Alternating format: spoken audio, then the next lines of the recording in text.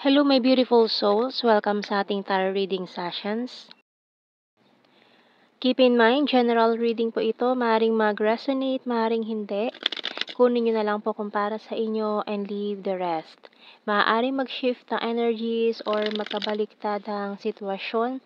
Kaya kayo na pong bahala kung saan kayo nakalugar sa reading natin. So, let's see.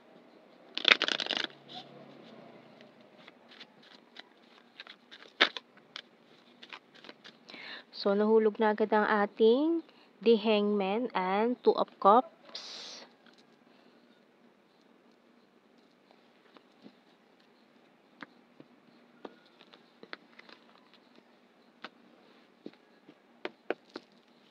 We also have here the King of Wands, Nine of Pentacles, the Ace of Pentacles, wow, Eight of Wands, Ten of Pentacles, and the Fool card. So, may strong fire sign tayo dito, especially Aries placement. Bottom card, wow, Divine Counterpart energy.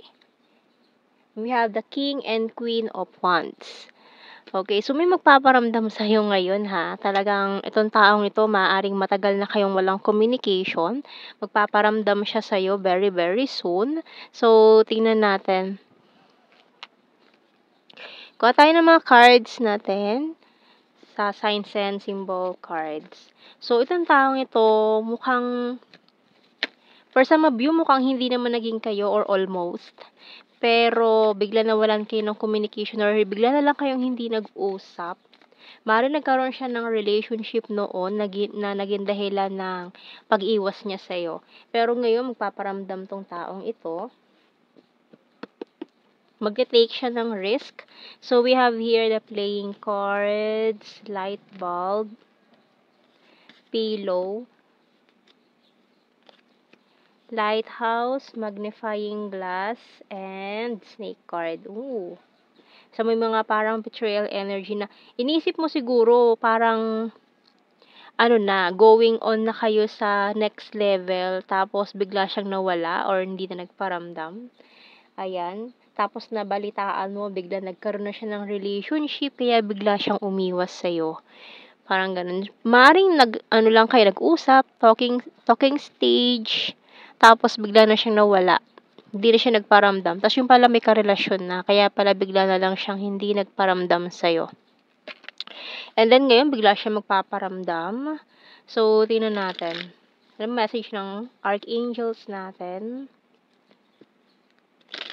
So, may mga thoughts siya dito na lagi kanyang iniisip every night. So, maring sumama yung loob mo sa kanya kasi feeling mo parang pinaglaruan lang nitong taong to yung feelings mo.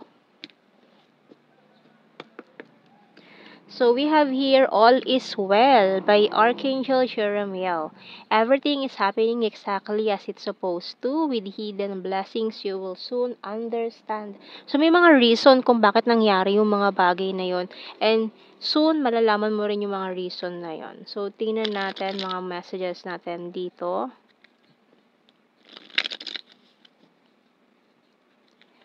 So, mukhang matagal-tagal na rin single itong taong to, pero parang nag-iipon pa siya ng lakas ng loob, right timing to communicate with you again.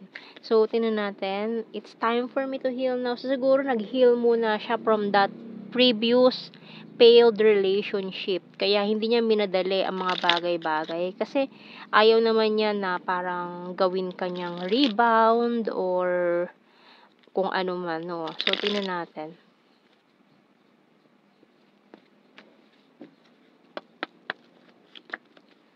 I knew exactly what I was doing.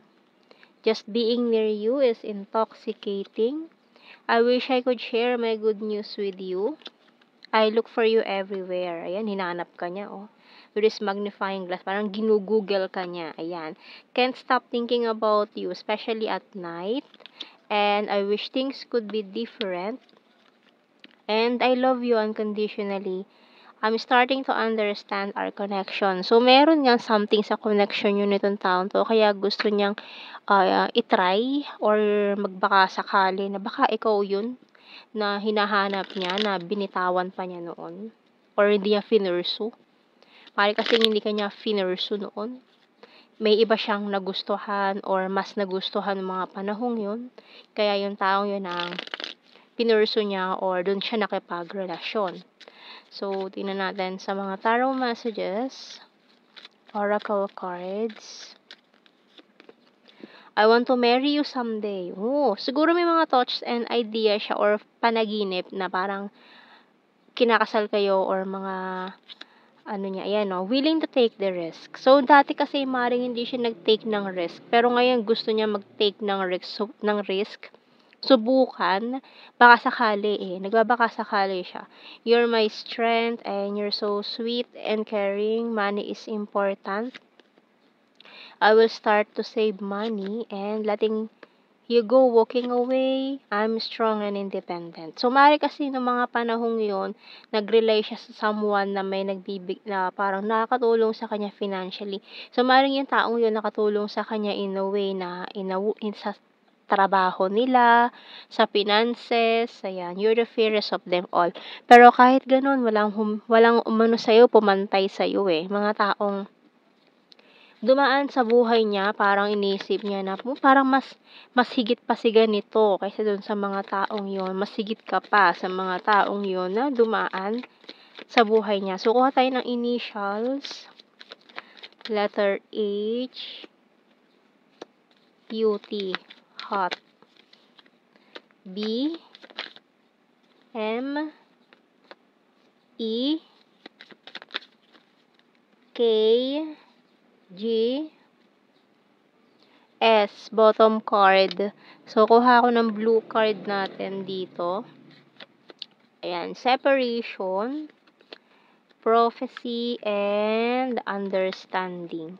So, humihingi din siya ng pangunawa sa mga nagawa niya sa'yo in the past. Ayan. And tingnan natin general signs and messages.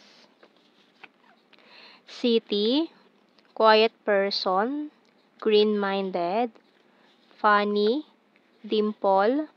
Number 2, province, march, mountain, long distance. So, maaaring ito rin isa sa mga reason, pagiging long distance situation ninyo ng taong ito, kaya nahihirapan siya dyan sa inyong connection. We have here flower.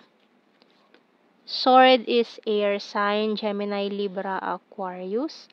So, rainy season. So, dahil ngayon maulan, di ba? So, ingat-ingat po tayo at lagi yung mga nag-uulan, bagyo, baha. Ayan. So, mag-ingat tayo lagi. We have here sexy body, Taurus. Birthmark. Kind-hearted, and August. South PH, Libra. Divine masculine. Cute and chubby, number 5. Friendly, and ex-lover. Beach and Aries sign. Amazing, and last card, October. So, ayan ang ating reading, my beautiful souls. Thank you for watching. Take care and God bless. See you in our next reading, guys. Bye-bye.